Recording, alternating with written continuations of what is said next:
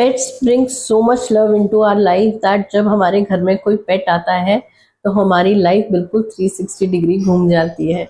ये मैं इसलिए जानती हूँ because I also have pet and I am a pet lover.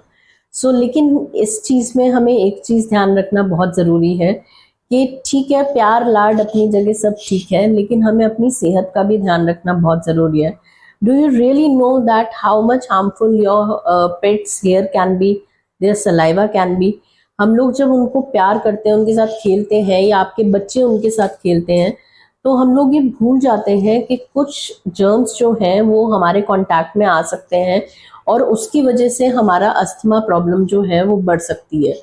सो जो लोग अस्थमेटिक हैं या जिनको एलर्जिक कॉफ कोल्ड स्नीजिंग की प्रॉब्लम है, साइनस की प्रॉब्लम है, टॉन्सिलाइटिस की प्रॉब्लम है, उन सबके घर में अगर पेट है तो उन्हें इन सब चीज़ों का ध्यान देना बहुत ज़रूरी है। पहली चीज़ तो ये कि आप अपने डॉग की ग्रूमिंग जो है वो रेगुलर बेसिस पे कराएं। उनके हेयर की लेंथ इतनी रखें कि वो बहुत ज़्यादा परेशान भी ना हो, और जब उनका हेयर शेडिंग का सीज़न आता है, हेयर फॉल जिन डॉग्स में बहुत ज़्यादा होता है, तो वो जब हम इनहेल करते हैं तो वो हमारे ब्रोंक्यूल्स में जाके अटक सकते हैं। वहाँ पे हमें चेस्ट कंजेशन हो सकती है, हमारे नॉस्ट्रल्स में जाके जो है वो फंस सकते हैं और उसकी वजह से ब्रीदिंग ट्रबल बहुत ज़्यादा हो सकती है। अनदर थिंग सलाइवा, क्योंकि हम लोग बहुत लाड प्यार में बच्चे के साथ खेलते रहते हैं, तो कई बार अननोइंगली क्या होता है कि वो जो जब हमें लिक करता है हमारे फेस पे, हाथों पे, वो अपना प्यार दिखाने की कोशिश करता है, तो हम हाथ धोना या मुंह धोना भूल जाते हैं। तो we should wash our hands and our face after whenever there is a direct contact with the tongue or the saliva of your pet. So उससे भी अस्थमेटिक चांसेस बहुत हाई हो जाते हैं।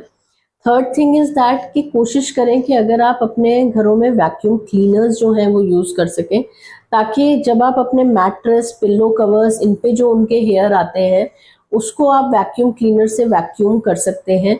डेली बेसिस पे कोशिश करिए कि उनके हेयर जो हैं वो आपकी मेड हो या फिर आप जब खुद क्लीन कर रहे हो तो प्लीज़ उनको अलग से थ्रो करवाइए, ताकि वो आपके डस्टबिन में ही ना रहे, बिकॉज अगर ओपन डस्टबिन या कुछ होंगे तो वो अगेन उड़ के आएंगे।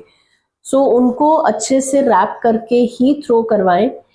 फोर्थ थिंग इज दैट कि अपने बेड स्प्रेड्स जो है, अपनी मैट्रेसेस जो है बिल्कुल क्लीन रखें।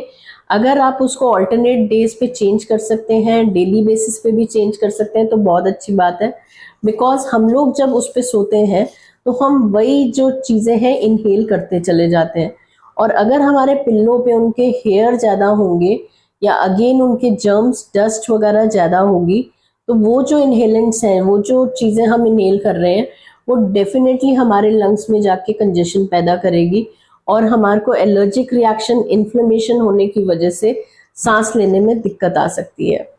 सो फ्रेंड्स, अपने पेट से प्यार करें, उनको रेगुलर बेसिस पे वेट को दिखाएं। अगर उनको कोई हेल्थ इशू हो जाता है तो उनके वेट से कंसल्ट करके, अगर आपको भी रिक्वायरमेंट है ट्रीटमेंट की, तो अपने डॉक्टर से मिलके वो ट्रीटमेंट ज़रूर लें। Thank you so much for watching.